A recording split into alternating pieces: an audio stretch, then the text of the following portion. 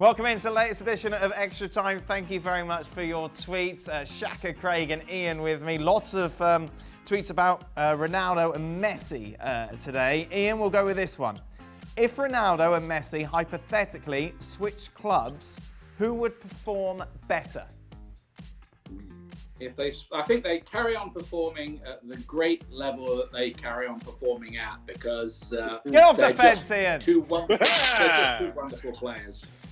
And they're going to carry on being brilliant.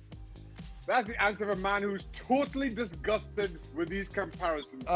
So if had enough. Well, you're right, really. If Ronaldo went to Barcelona, Messi goes to Juventus, Shaq, who's going to be doing better? I am going to go with Cristiano Ronaldo. I just feel Messi and Barcelona is the perfect fit, quite clearly, and it showed. But Ronaldo has a way of fitting into different systems and different teams and different cultures that we're just not sure that Lionel Messi can do. So you say Messi would struggle in the Premier League, Shaq? Yes, and the Tuesday Uniteds too. That'd be it. Craig, who's doing better in this hypothetical world? Well, I should remind Shaq that the Argentinian hasn't had trouble fitting into the Spanish culture. But there you go. I know the language is the same, but you know, I would say. He's 13. Well, yeah, he's fitted in. So I would say Messi would perform better, because I think Juventus have a better defensive structure in their team, and that would allow him to go and showcase his talents. He can showcase his talents at Barcelona in this current team, but they haven't got a structure defensively. So I would say he would perform better at Juventus. Shaka, do you think Mendy can kick Kepa out of goal? And kick him out of goal? Yeah, Edouard Mendy. Anybody could keep Kepa out or could kick Kepa out of goal. In all honesty, I mean, Kepa is his time is finished. I don't think Frank is going to stick with him for very long. Maybe he's forced to stick with him to start the season, but I don't think that lasts. Ian, here we go then. Let's take you through the archives. What was the best goal you can remember commentating on? Not the most important, but the greatest strike or solo effort. Also, what was the best individual performance you've seen from a player? Messi, for the player, Messi at the 2011 Champions League final at Wembley. Greatest goal, I think, no question. I think the one Pavard scored for France against Argentina at the last World Cup was right up there, but I'm definitely going for Zinedine Zidane's wonderful volley in the 2002 Champions League final against Bayer Leverkusen. What a goal! Yeah, that was a big. Was that the one at Hampden? Yeah, the one at Hampden. Yeah, people score goals at Hampden like that all the time. Oh yeah, did you score at Hampden, Craig? But not for Scotland. No, I didn't actually score at Hampden, Daniel. Oh, there we go. Thought that was some sort of tenuous link. Have you ever seen a current footballer player and think that they look like you? Sometimes I see Craig and he reminds me of Nicolas Sula somehow. Really? He likes that. That's not a good comparison. Well, I'm in decent shape, you know. Yes, that's it. Shaka, Kepa, I imagine some of his performances last season maybe was reminiscent of your days in between the goal. I refuse to validate that with any kind of an answer, Daniel Thomas. For Craig, what do you expect of Leeds United in their first Premier League season in a long time? Has Bielsa got the squad that can manage a top half finish? No, I don't think so. But not yet. But you know, they've made at least one signing in Rodrigo. I'm not quite sure how many more they've made off the top of my head. But the interesting thing is going to be how he's going to approach it, because he's very intense.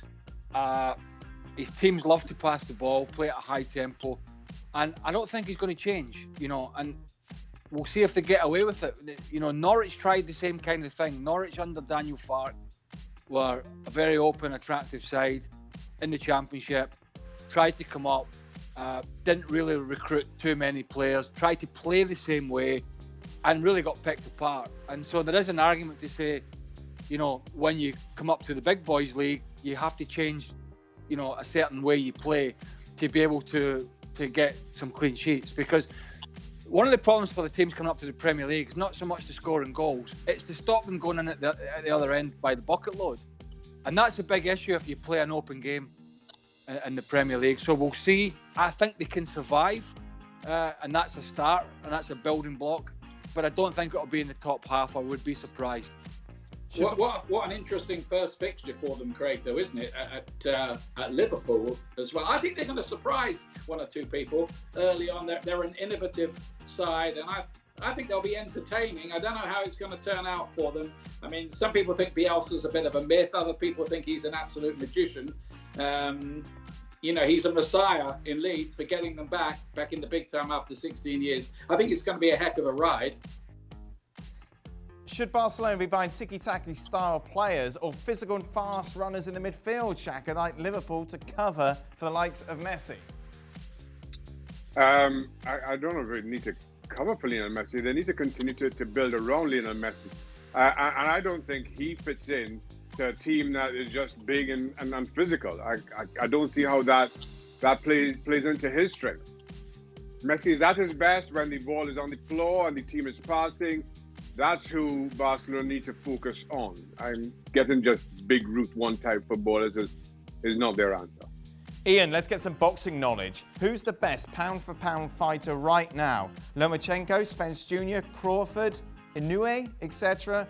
What do you think of the upcoming Joshua Fury fight in 2021? Is Joshua that good? Well, if it happens, Joshua Fury, I'd go Tyson Fury to outthink and outskill him and win that fight. If Fury's at his best and he's mentally right, I think he's the better fighter. Pound for pound, I'd say Lomachenko. Let's go that way. Craig, you like your boxing? Yeah. I haven't seen any big fights coming up, Ian. I was going to get your pound for pound. This is just like a chat about boxing. If it ever happens, but they need to start getting the crowds back for everything to take off again, don't they?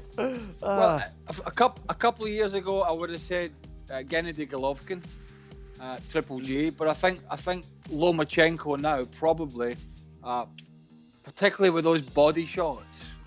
Oh, imagine getting one of those in the ribs. Oh, one of those left hooks. I'm thinking about doing that to you, actually. If you bring up the Messi Ronaldo debate, I've got a Lomachenko crushing left hook to the rib cage for you. Body, yeah. Oh. Well, hello. Don't think it'll take much. Hello, HR. You just reminded me, talking about boxing on football. Talking about punching down. Because Liverpool Leeds this weekend, and I saw that old film the other day of Johnny Giles flooring Kevin Keegan with a right hook and staying on the pitch in the chat. That was the Charity Shield as well back in the 1970s. Try and find it. It's just incredible. He stays on the pitch. Peter Walton was probably the referee. Okay, who would be a better signing for Arsenal? Partey or Aouar? Who do you think, Ian? I think they do need a bit of steel in that middle of the pitch. So I think Partey would be a very good signing for Arsenal in there. I know they're very keen, but they can't seem to get that deal done. They've got Ceballos back, of course, from Real Madrid, and he did well in the back end of last season, but in a more creative way. Both good players, but I think of the two, I'd go Partey. Final question, and you need to see a video before we refer to this question. If you follow Shaka Hislop on Instagram, you would have seen this rather interesting. Right.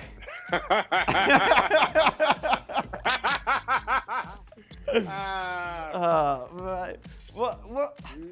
Just measured up, just making sure it's the right height. There he goes. What happened here, Shaq? What happened there? There. What was that moment? Just making sure the hurdle was steady. Yeah. That's all. Where was this? This was a park near me. What, recently? Yeah. That was yesterday. And you were doing. I think Shaka being pretty good at 110 meters hurdles. You were showing what you were. Was you Flowing showing over the the young hurdles. goalkeepers? Yeah, so that young lad, Martin Partey, used to be on Atlanta's books, was supposed to be in Europe on trials this summer, but of course, the pandemic sorted that. So he's just been trying to keep in shape. So we've been meeting up over the summer, just working out. So why were you? We were doing some hurdling work. I wanted to give him a demonstration of how to clear those hurdles perfectly, Craig. And I did. Wondered why, because I wondered why you were showing him, because I'm sure the young man would have understood what jump over a hurdle means.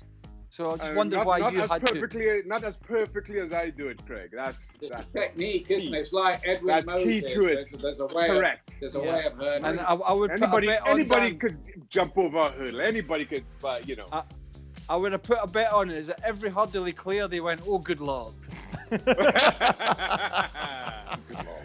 I am sticking to my story of clearing the hurdle. Oh, good stuff, guys. Thank you very much. We'll be back tomorrow for more of this. Until then, goodbye.